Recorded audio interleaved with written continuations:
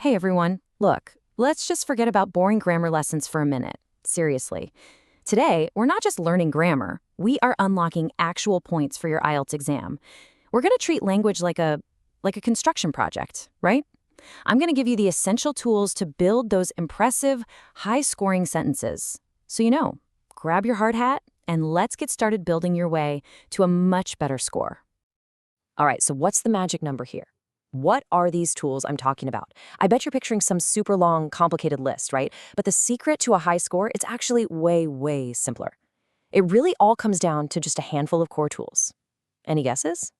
Yup, that's it. Just 8. Seriously, forget about memorizing 1,000 crazy complex rules. The truth is, if you can really master these 8 fundamental tools, you'll have the power to build pretty much any sentence you want, and with total confidence.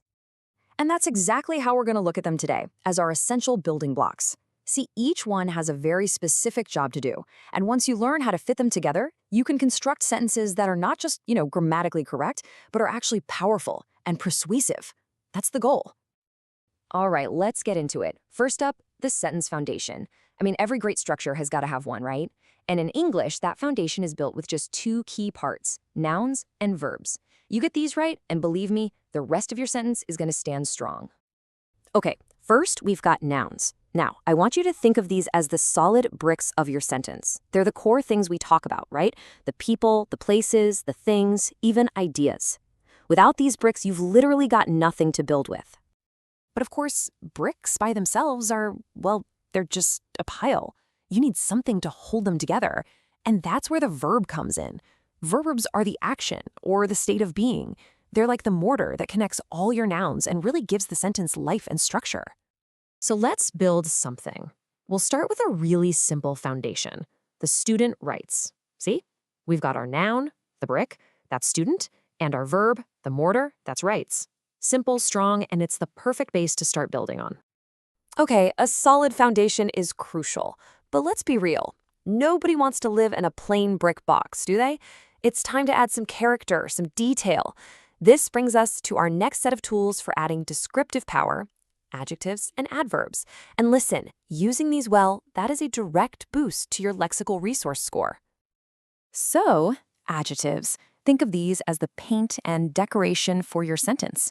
They're what you use to describe your nouns, your bricks, giving them color, texture, and all that specific detail. They're the words that answer questions like, what kind, or which one? Let's put one to work in our sentence right now.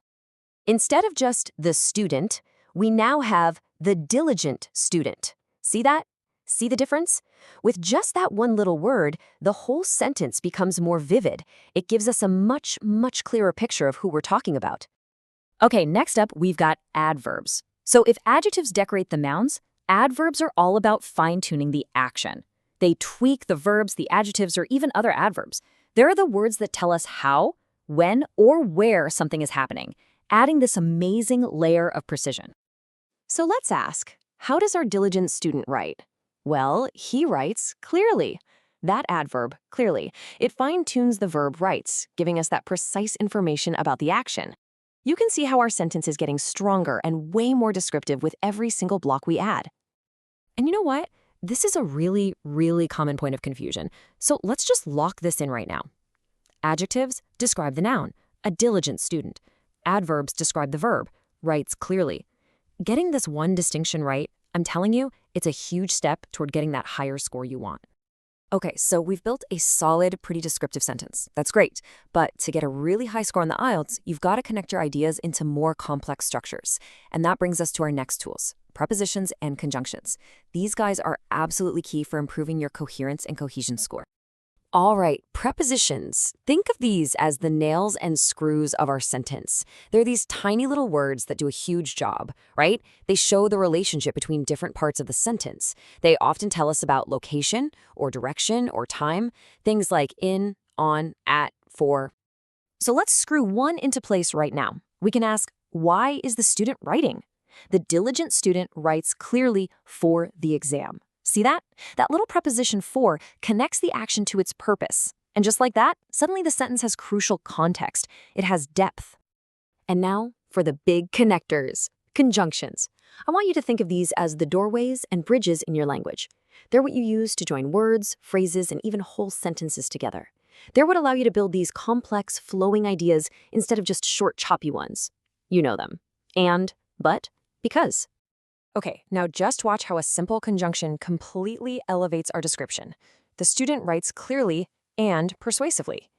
Just by adding that one word and, our sentence gets this sophisticated rhythm, and it conveys so much more information with almost no extra effort. It's fantastic. Okay, we are almost there. We've built a really solid, descriptive, and connected sentence. So now it's time to add the final touches and really build your best sentence. Let's look at the last two tools we've got in our kit. First up, pronouns. Honestly, just think of these as shortcuts. So instead of repeating the student over and over, you can just say he. They make your writing flow so much more smoothly because they cut down on repetition. And then you have interjections. These are just short bursts of emotion, like wow or oh. Now you're going to use these sparingly, of course, but they can add some real personality, which is especially useful in the speaking test. And here it is, our final, fully constructed sentence. We started with the simple, the student writes, and now look what we've built. Wow, the diligent student writes clearly and persuasively for the exam. Every single one of those building blocks is working together to create this detailed, complex, and really high-impact statement. So look, the crucial point is this. You do not need to memorize a dictionary. You just need to master the job of each of these 8 tools. This table right here, this is your cheat sheet. Seriously, go ahead, pause this, and take a screenshot. It's the perfect quick reference for building better sentences every single time. I really want this to sink in. This isn't just grammar for the sake of grammar, no way.